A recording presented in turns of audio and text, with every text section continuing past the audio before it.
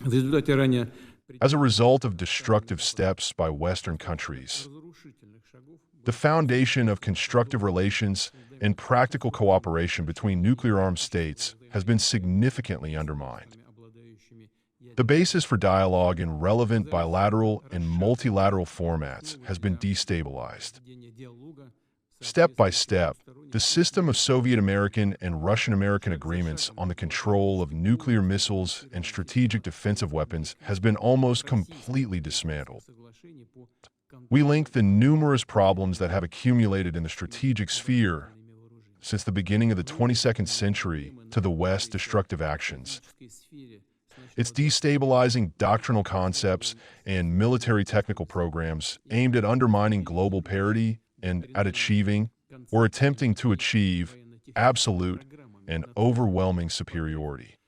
глобального There should be no doubt that Russia is capable of responding to any existing and emerging threats, ни у кого не должно быть сомнений. not with words, but with the use of military and technical measures. Возникающие угрозы. One example is our decision to abandon the unilateral moratorium on the deployment of ground-based intermediate and shorter-range missiles. Одностороннего моратория This was a step forced by the need to adequately respond to programs for the deployment of similar weapons of American and other Western origin in Europe and the Asia-Pacific region, по размещению в Европе и which directly threaten Russia's security. аналогичных вооружений американских We are confident in the reliability and effectiveness of our national deterrence forces.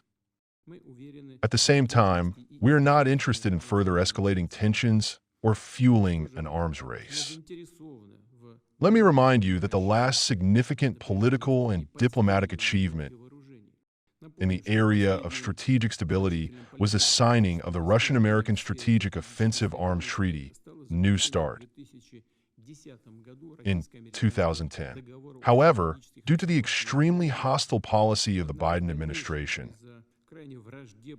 which violated the fundamental principles on which the treaty was based, its full-scale implementation was suspended in 2023. Nevertheless, both sides have declared their intention to voluntarily continue observing the central quantitative limits under the Strategic Offensive Arms Treaty until the end of its life cycle. So, for nearly 15 years, this agreement has continued to play a significant and positive role in maintaining the balance of power and clarity in the area of strategic offensive arms. The New START Treaty is set to expire on February 5, 2026. A complete rejection of the legacy of this agreement would be, in many respects, a mistaken and short-sighted step, which, in our view, would also negatively affect the achievement of the goals of the treaty on the non-proliferation of nuclear weapons. To avoid provoking a further strategic arms race, and to ensure an acceptable level of predictability and restraint, we consider it justified to attempt to preserve the status quo established by the New START Treaty during this rather turbulent period. Therefore, after February 5, 2026, Russia is prepared to continue adhering to the central quantitative limits of the Strategic Arms Reduction Treaty for 1 year. Going forward, based on an analysis of the situation, we will make a decision if we continue adhering to these voluntary self-limitations. We believe this measure will only be viable if the United States acts in a similar manner.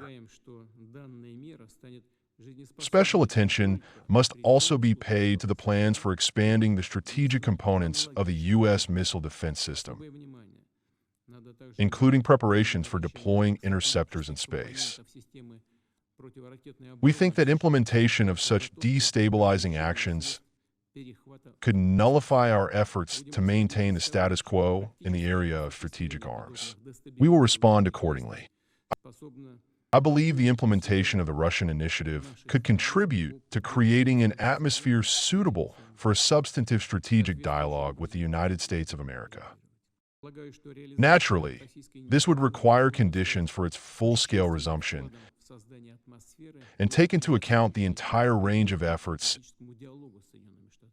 aimed at normalizing bilateral relations and resolving fundamental security contradictions.